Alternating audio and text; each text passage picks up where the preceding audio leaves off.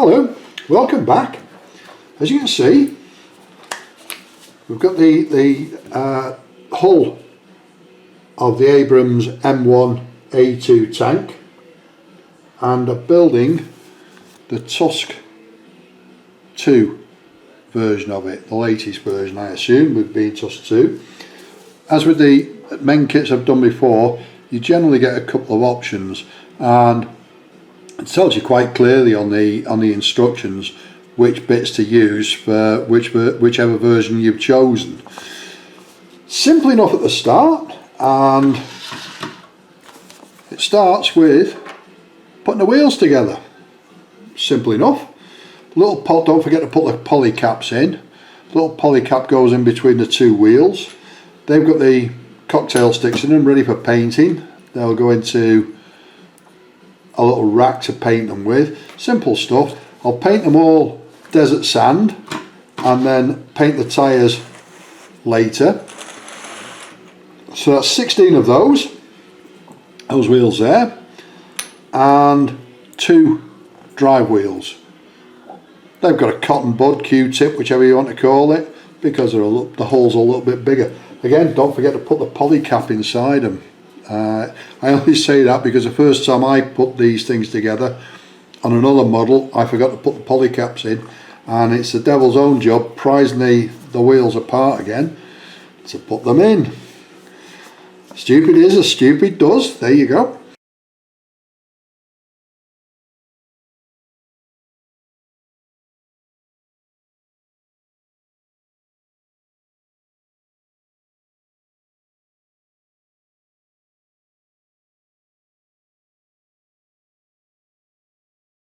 Then the front suspension and the torque bars on the front suspension.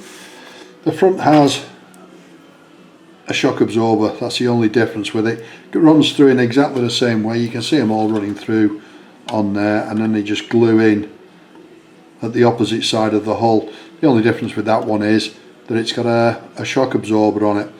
All the suspension works on it. I'm not really sure why you would want that, unless you're going to use it for something other than a static kit, static model. So again, simple enough, nothing difficult there at all, and just bang them all on as it says in the instructions. Then there's a couple of little bits to go on the side there, and a guide wheel, 2 guide wheels at the top, rollers if you want to call them that. The drive shaft coming out where the engine and gearbox would be, and the supports for the armour on the side. So simple enough stuff. It goes on really easily. There's no problems with it at all. There's the 3 supports, 2 rollers, and the drive shaft sticking out the side there. Couldn't be much easier really. This is optional. There's quite a few optional bits on them. That bit there that I'm showing you, which is A20, the little symbol here means it's on both sides. It's a mud scraper really, and the kit's obviously made for several different versions, so you need to cut the bolts off the top of the base there, then glue it on. And what it does, it's this piece here next to the drive shaft, and all it does is it scrapes the mud off and crap off the drive cogs at the side there, so you don't get a build up. And I'm guessing it could I never haven't driven a tank, but I'm guessing that could cause it to flick the tracks off. So again, all of that's really quite easily, all the shafts going in and the suspension working, and as I say, the shaft pushes through and then glues in on the other side. Easy enough to do, pretty simple. 2 different kinds of hooks on the other side here. Why there are 2 different kinds, don't know, but there you go. The shackle type and that hook type there. I chose the hook type. Then says to put the wheels on. But if you want to paint it properly, get a nice neat job on your paint job, I have left the wheels off. It's entirely up to you which you do. On this kit you seem to need to drill a few holes. It's obviously, as I say, for different kits. So it tells you what size to drill them and where to drill them, and it's fairly obvious. I don't think you'd get it wrong. There's also a couple of little bits you need to cut out, but again, it's actually imprinted on the plastic that if you want this version, I don't think that'll focus on there. And even if it didn't, oh no, it might do. It gives you the version number for the hole. You cut it out and away you go. That's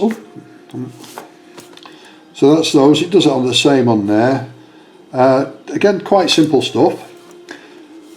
Then it comes to the photo etch on the top of the hole here, and I don't mind working with photo etch. I quite enjoy it, but this is horrendous stuff. It's so thin you can spit through it, and no matter how careful you are putting it on, it simply bends. It bends itself to the shape of whatever you're putting on there. Very strange, really is very strange. But once it's on and once it's painted, it'll just look like wear and tear, I guess. So as I say, the photo etch is very, very thin. I've never seen photo etch that thin. Obviously they're trying to cut costs along the way. It then goes on to, so we get all the photo etch on the top on those grills. I'm convinced they're air intake grills on the top, because the exhaust system is at the back, and it's a gas turbine engine on this thing, so it's going to need a lot of air. It then goes on to tell you how to make the lights, 2 tiny headlights and 2 rear lights, and again simple enough to put together. And as always, making a rod for my own back, I've wired these up so the back ones have got the red lenses on them, and obviously the white ones have got clear lenses on them. The wires that I'm using are ever so tiny. You can just about see them there. They're less than 0.5 millimetre, very, very thin, but they're not going to be carrying much current at all. There's only 2 lights at the front, 2 at the back. I was intending, because I'll show you in a minute or two, but the exhaust ports at the back here are supposed to open. One opens this way, one opens that way.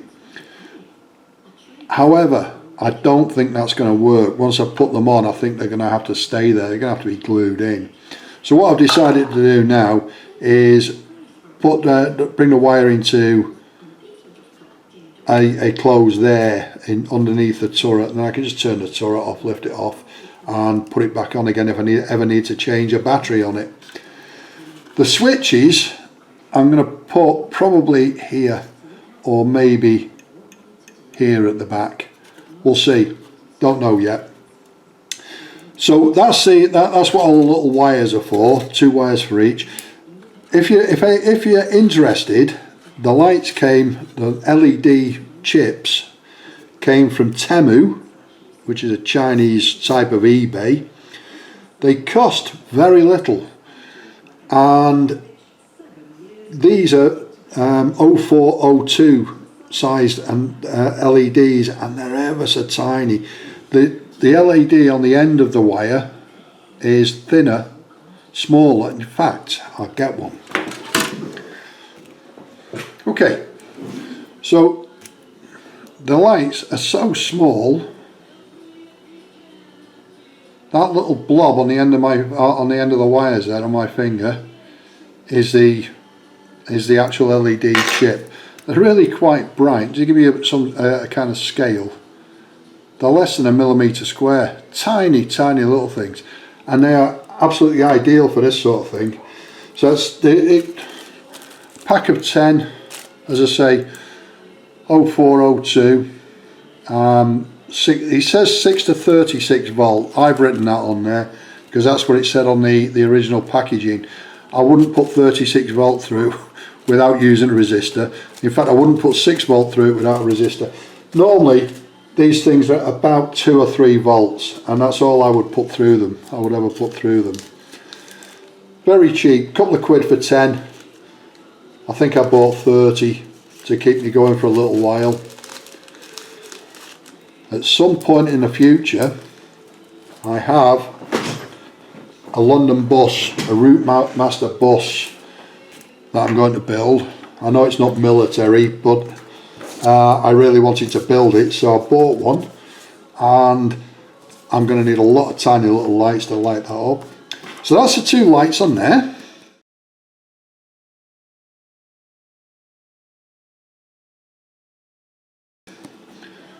And next is the driver's hatch, and simple enough to do.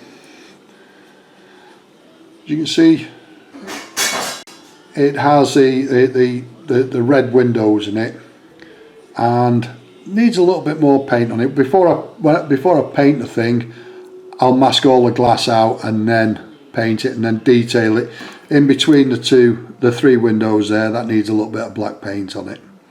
What I tend to do, I don't know how anybody else does it, is, excuse me, before I put the block prisms in, I paint the back of them and then put them in. If they're going to get scratched by pushing them in, what I do then is paint the back of them, let it dry fully, then put a little bit of sellotape on the back of the thing, push it into place, and it doesn't scratch the paint back off again. So that's the driver's hatch. That sits very neatly on there. He said. There you go, sits on there quite neatly.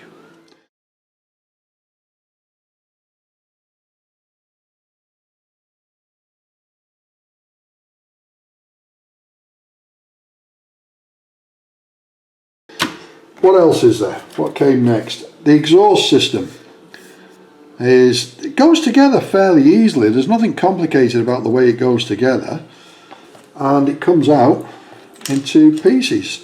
Now there's quite a lot of pieces in the middle, so I've painted everything in the middle black, and then when it's sprayed it'll look alright. Otherwise what you're going to get is you're going to be able to see areas in it, because some of them are quite big, those grills. The gaps are quite big. So you need to paint, I think you need to paint something, get some kind of paint in there so it looks real. And as I say, what I expected was for this to open like this, but when you put the other one on, the other side on, that's simply not going to happen.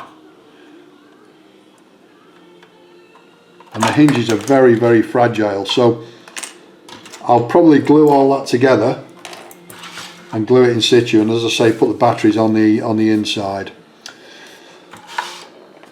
It gives you a couple of choices there as well as to which bits you want to put on. Entirely up to you. Your kit, you do what you wish.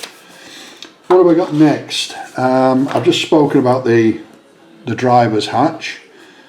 Couple of little bits to go on, more photo etch to go on, very honestly really thin stuff, more shackles over the headlights, again simple stuff, and then a couple of big bits onto the it's a battery box on the back there. For some reason on the sprue, there's a lot of parts left over on the sprues on this kit. This battery box is repeated, you get two of them. there's only one space for it, so I don't know what that's all about. As you see, it says on the instructions that the exhausts should flip in and out. I don't think that's going to happen. I really don't think that's going to happen. Two photo etch mud guards on there, which I've not put them on yet, because again they're very fragile and they really need to join to the side armour, which brings us on to the side armour. Fairly easy to put together, nothing complicated there at all plops together and goes together really easily. Then so you end up with that. I think there's only 3 pieces in the whole thing, so it's obviously not difficult to put together. again, you've got two choices. That's for the Tusk1 and this is for the Tusk2. And explosive reactive armour, they call it, on the top there, that goes on a bit like roof tiles. I've obviously left it like this so that I can paint it easily and I don't get any shadows on the bits that are already on there. It then says to do the tracks. Personally, I left it until a lot later. There'll be a video of those. It then says to put the armour on the side, but obviously if you do that you'll be in an even worse position for painting it. I know a lot of people do, but it's not for me. I like to paint it all, then assemble it. So get all the major bits together, then assemble it. And that is it. It goes onto the turret from there. Nothing more to do. Dead easy to do. And I was surprised actually. The last tank I did was a Challenger, and the only tank that I've ever done before was a Challenger 2. And it was a lot more complex to put together. This one's all fallen together really quite easily. Quite impressed. If you have any questions, any comments, please leave them in the boxes below, and it'd be fantastic if you could like and subscribe. Thanks very much for watching. Ta-da!